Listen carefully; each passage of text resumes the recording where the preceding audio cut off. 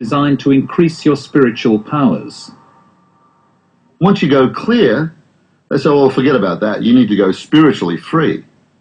Well, hang on, I just got in to get rid of the mind. Now you're telling me I got to go spiritually free? And there's another switch. But they don't tell you that's going to cost you as well. And there's this whole route all the way through the top. Oh, that'll run you 150 to 250 grand. How much did you spend in all? Well, prior to the marriage and with the marriage, I would say a total between my wife and I at the time, maybe 400,000 to 500,000. I'll just stack these in here. Okay, will you shift over? I'll start stacking. One Australian family who fell foul of the hard sell were the Andersons from Canberra. Now they've left the church, this is their third trip to the rubbish tip to offload their stock of Scientology materials. Many thousands of dollars, eh? I hope the tip's open today.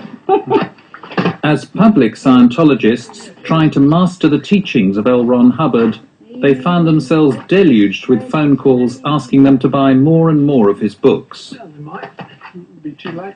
We were receiving up to 250 phone calls a fortnight to buy books. Not to buy books, to donate books. It's not to donate books, it's to buy a second set, you know? It is an enormous commercial enterprise, isn't it?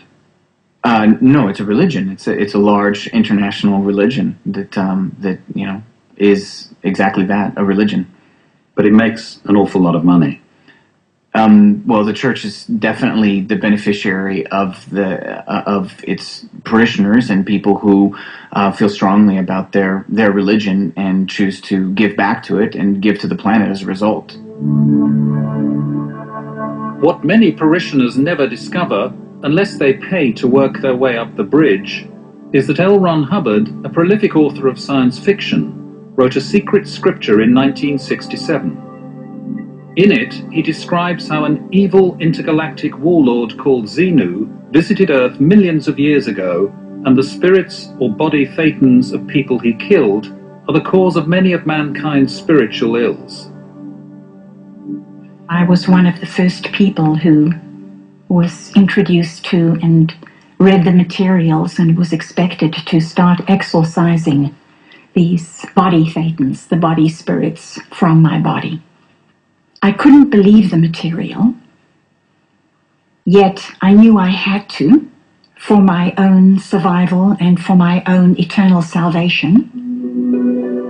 By 1985, Scientology's elite unit, the Sea Org, was back on dry land, and Joe Reish joined up in Florida to work for the church full-time. There, he married a fellow Scientologist. How much were you paid? At the time, I was paid $20 a week. Exactly. I mean, the hourly rate was into the maybe 12 to 15 cents an hour. Because we were getting fed, we had some birthing, despite the fact that it wasn't the greatest. We felt that we were at least contributing to something. Everyone who joins the Sea Org signs a contract for 1 billion years, making a commitment to return and serve the church for endless lifetimes to come. Joe Reish was the go-to man when wealthy donors who were disillusioned with Scientology wanted their money back. I was their number one boy in Florida for doing all of these, let's call it resolutions and solving those problems. In 1986, Joe Reish and his wife took steps to leave the Sea Org. Later, they divorced, but they and their children remained Scientologists.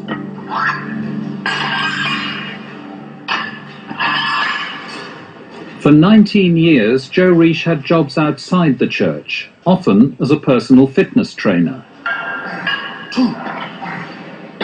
Privately, he started questioning the church. I had mentioned various things that I had some disagreements with, to someone like, why is it so expensive? And then that person would write a report about that and send it in.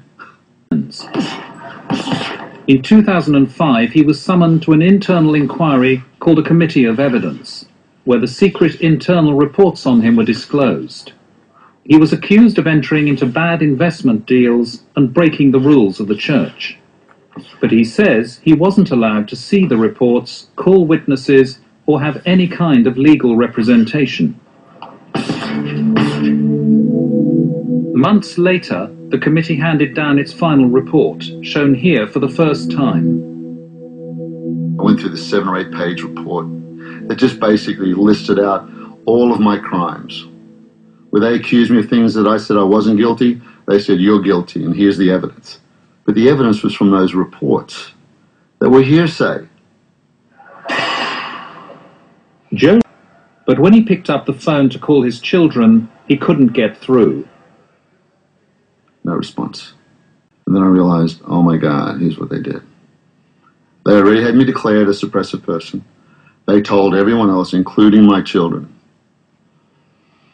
I cried. I was sad, you know, it's my kids. But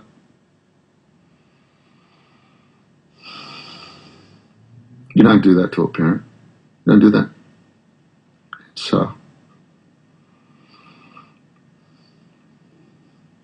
Did you talk to your kids after that? A spokesperson for the children told Four Corners that claiming that the Church of Scientology is the reason for a disconnection from his children does not tell the entire story. Joe decided long before 2005 by his own actions to separate himself from his family, an assertion that Joe Reish denies. Why was Joe Reish declared a suppressive person? I have no idea. It's news to me. I actually know Joe Reish. I remember meeting him many years ago. He was somebody that I knew personally when I first started working with the church. In fact, I had no idea he'd even been expelled from the church. But once you expel someone from the church, you tell that person's family inside the church to have nothing to do with them.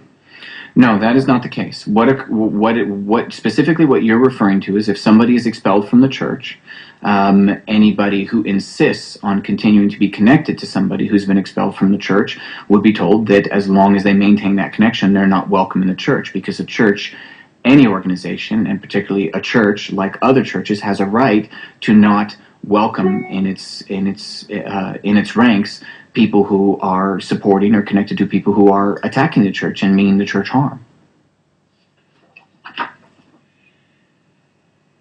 That's the last time I saw it, actually. In Australia, other families have experienced the intense pain of disconnection from their children in the church.